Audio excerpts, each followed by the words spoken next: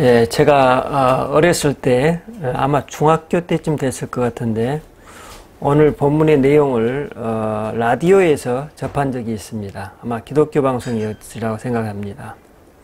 그래서 제가 당시에 기억하기로 예수님을 따르는 사람이 된다는 것은 이처럼 자신의 재산을 포기하는 사람들이로구나 라는 생각을 하게 되었습니다.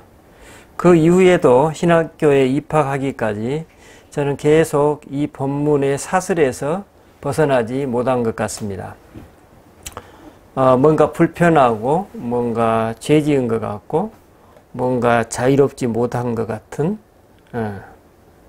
왜냐하면 나는 아직까지 이 말씀처럼 내가 가진 것을 내놓지 않았기 때문입니다.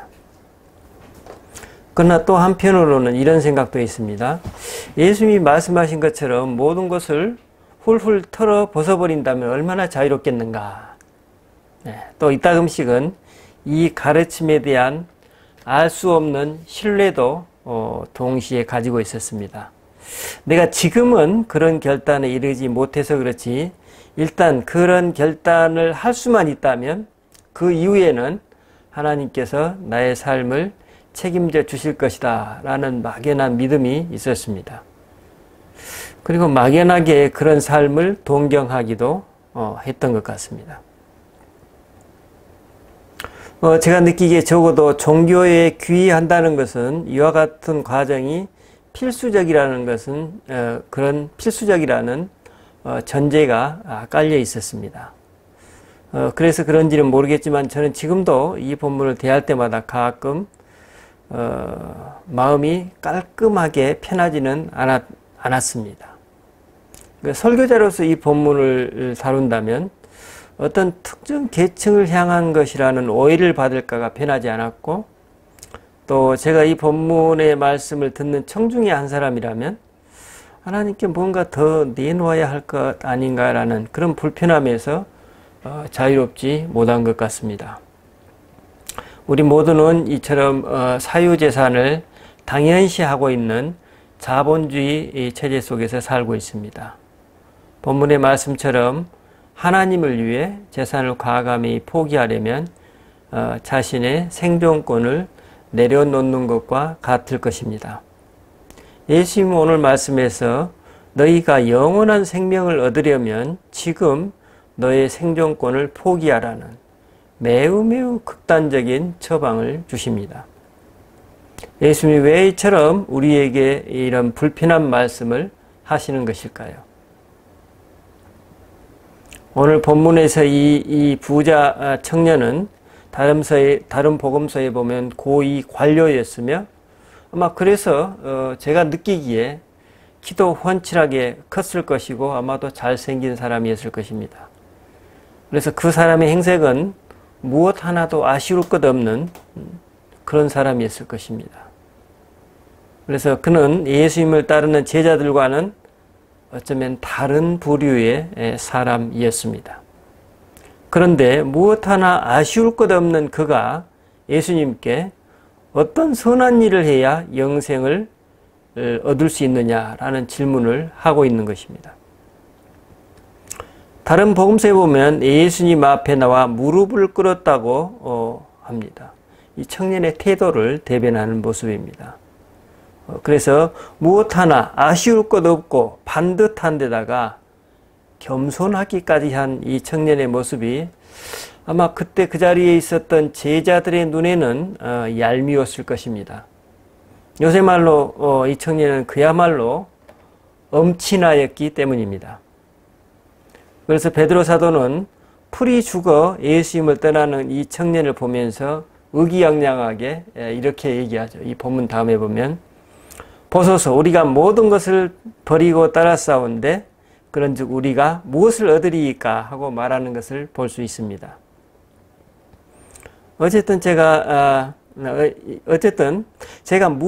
무슨 일을 하여야 영생을 얻을 수 있겠습니까? 라는 이 청년의 질문에 예수님이 응답하시죠.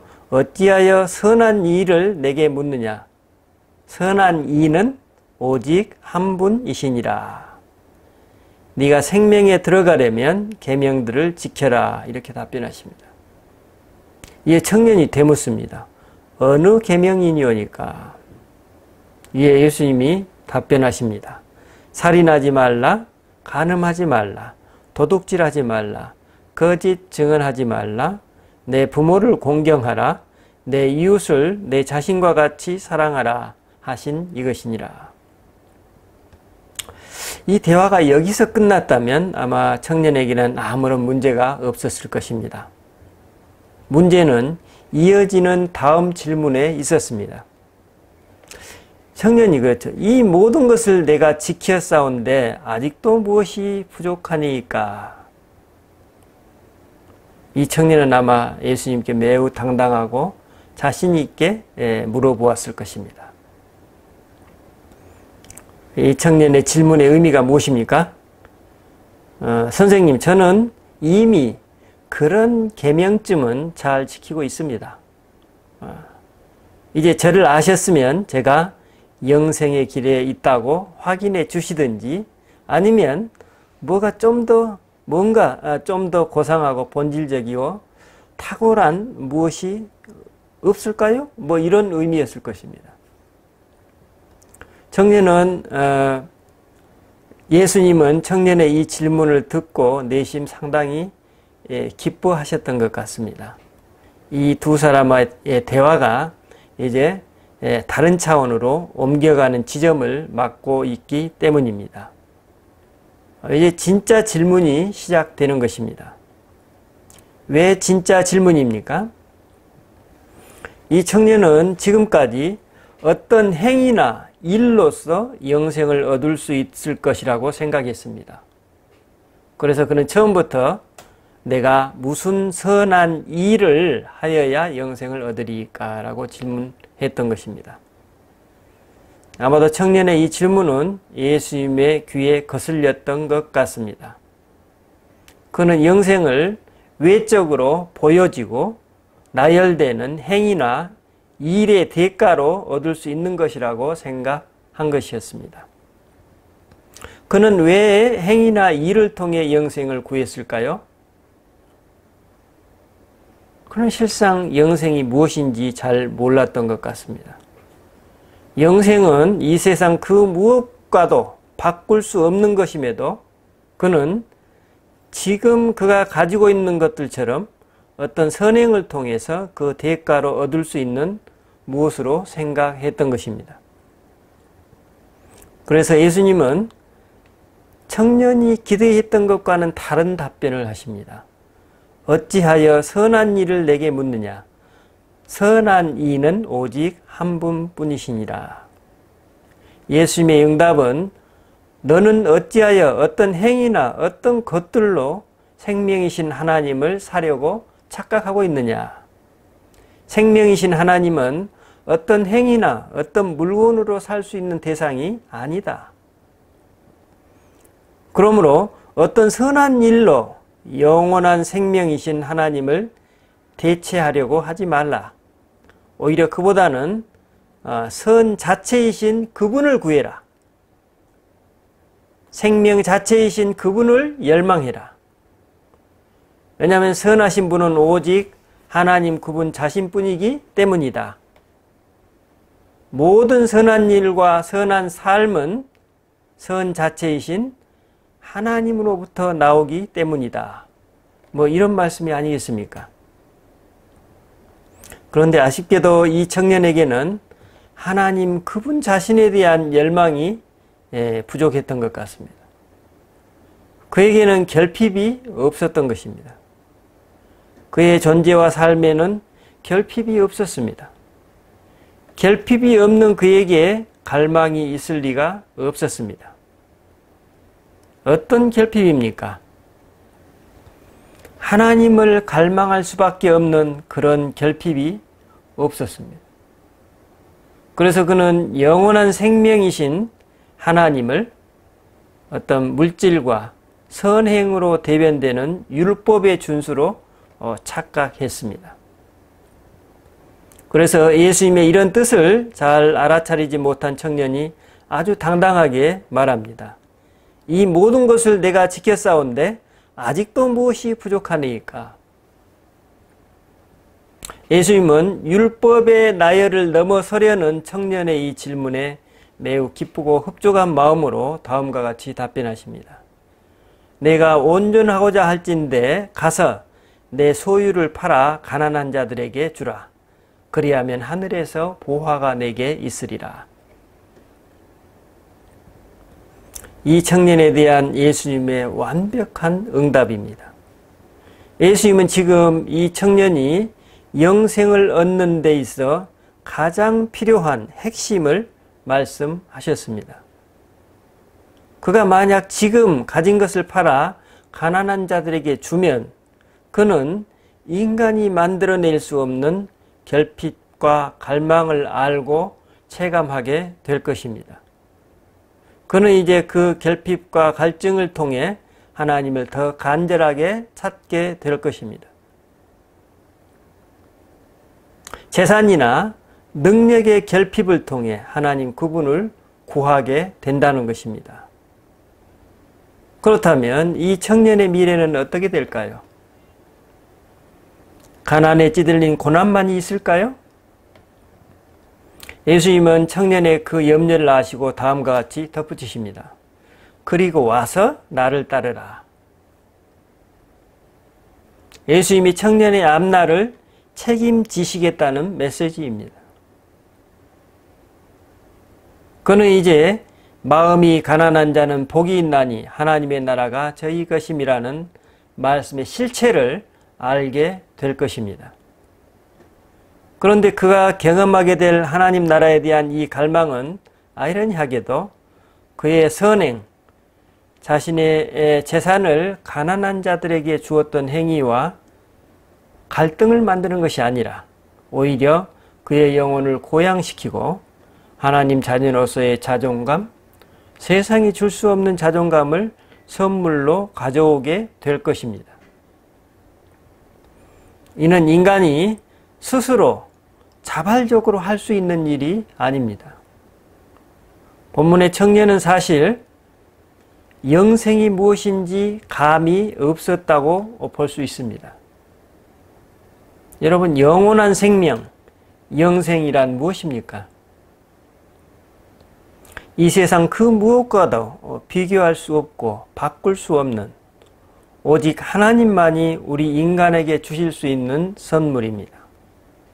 그런데 본문에서 예수님의 가르침은 이 영생이라는 큰 선물은 우리 안에 고상한 그 무엇이 있다고 해서 열망할 수 있는 것이 아니라는 것입니다. 우리는 본디 그처럼 고상한 존재가 못 됩니다. 그러면 우리는 왜 어떻게 영생을 갈망하게 됩니까? 우리는 우리가 경험하고 있는 결핍의 깊이와 그 폭만큼 갈망할 수밖에 없습니다. 그 결핍이 어떤 형태의 것이든, 즉 하나님의 도움이 간절할 때 우리는 비로소 하나님을 갈망하게 됩니다. 그 결핍의 깊이와 폭만큼 이것이 우리 인간의 실존입니다. 우리는 그만큼밖에 갈망할 수 없습니다. 내가 내 안에 결핍을 만들어낼 수 없고 내 스스로 갈증이 생겨나게 할 수 없습니다. 본문에서 부자 청년은 영생을 어떤 외적 일이나 활동으로 얻을 수 있는 것으로 착각했습니다. 특별히 착한 일, 선한 일을 통해 얻는 것으로 알고 있었습니다. 이에 예수님은 어찌 선한 일을 내게 묻느냐? 선한 이는 오직 한 분뿐이시니라 라고 응답하십니다. 즉 영생은 선한 일이나 선한 삶으로 얻는 것이라기보다는 선 그 자체이신 그분을 따를 때 가능하다는 메시지입니다. 선의 외양을 추구하지 말고 선의 본질이신 선 그 자체이신 당신을 따르라는 메시지입니다. 그러면 우리는 어떻게 선의 본질, 선 자체이신 그분을 따를 수 있을까요? 그것은 아이러니하게도 선의 결핍에서 올 수밖에 없습니다.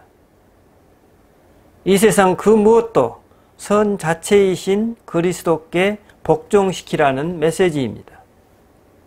그래서 예수님은 하나님 나라를 감추어진 값진 보석이나 진주에 비유하셨습니다. 이 세상 그 무엇보다도 선 자체이신 그분을 우선하라는 메시지입니다. 그래서 예수님은 그 청년에게 재산을 팔아 가난한 자들에게 나누어 주고 당신을 따르라고 하셨습니다. 예수님은 선 자체에 대한 갈망, 선의 본질에 대한 열망이 결핍된 그 청년에게 꼭 맞는 처방을 주셨던 것입니다. 그러면 본질적으로 선의 추구는 실제로 어떻게 이루어질까요? 선 자체이신 그리스도의 영을 따르는 것입니다. 그리스도의 영이 우리의 온 존재와 삶을 차지하고 지배하도록 개방하고 허용하는 것입니다.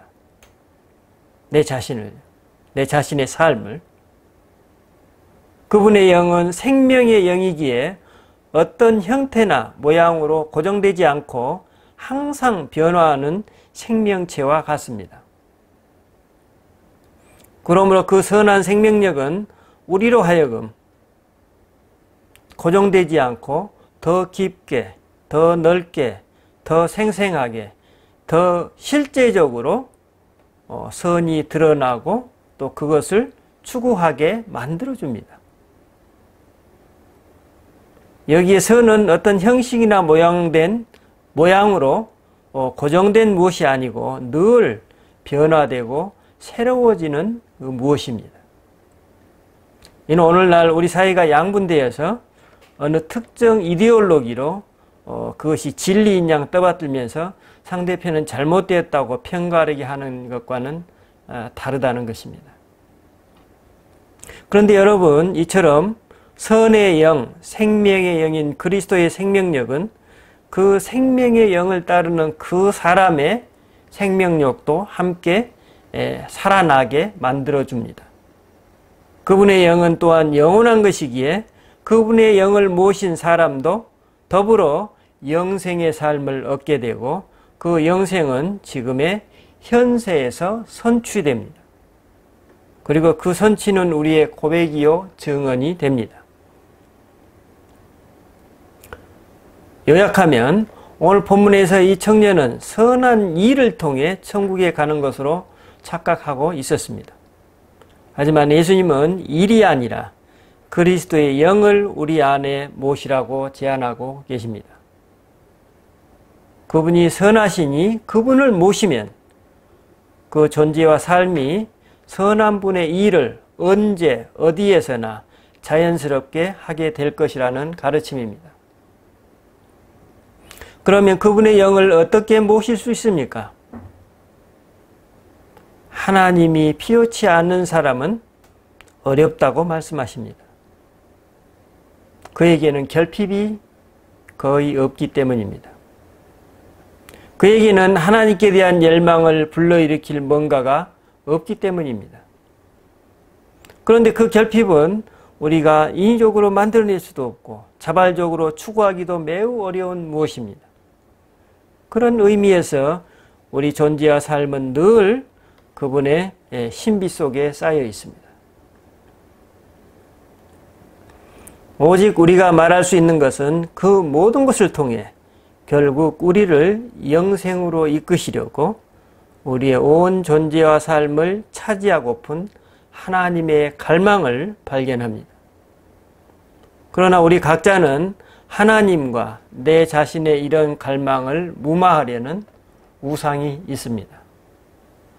그 우상을 가지고 있는 우리 각자에게 그분이 말씀하십니다. 가장 소중한 것을 가지려면 나머지 모든 것을 내려놓아라. 여러분, 서두에 제가 말씀드렸던 그 불편한 감정에서 자유로워질 수 있는 길이 어디에 있습니까? 그렇습니다. 그리스도의 영을 내 존재와 삶의 주인으로 모시는 것입니다. 하나님의 현존 앞에서 매 일상을 살아가는 것입니다. 그러면 우리는 가난에도 처할 수 있고 풍부에도 처할 수 있는 자유를 누릴 수 있을 것입니다. 오늘 나는 나의 온 존재와 삶을 차지하고픈 하나님의 이 갈망을 어떻게 처리하고 있습니까? 이번 한 주간 동안 말씀과 기도로 묵상하시면서 이 주제를 계속 기도하도록 하십시다. 기도하십시다. 주님, 우리의 결핍은 우리로 하여금 하나님 당신을 갈망하게 만듭니다. 주님, 또 그 결핍은 우리 스스로 당신의 현존 앞에 서도록 우리의 열망을 불러 일으켜 줍니다. 우리의 그 결핍이 크고 깊을수록 우리의 결핍의 끝이 언제일지 알 수 없을수록 우리는 더욱더 당신을 갈망합니다. 주님, 당신의 진리는 우리의 그 결핍이 오히려 우리를 당신의 풍요와 자유, 영생의 세계로 인도할 것이라고 약속하고 있습니다. 그것이 바로 그리스도로 오신 하나님 당신의 갈망이라고 말씀하고 있습니다. 우리의 그 갈망을 통해 당신의 그 갈망을 이루어 가시는 주님의 섭리입니다. 주님, 우리의 갈망과 당신의 갈망이 늘 연합하게 하옵소서. 우리 주 예수 그리스도 이름으로 기도드립니다. 아멘.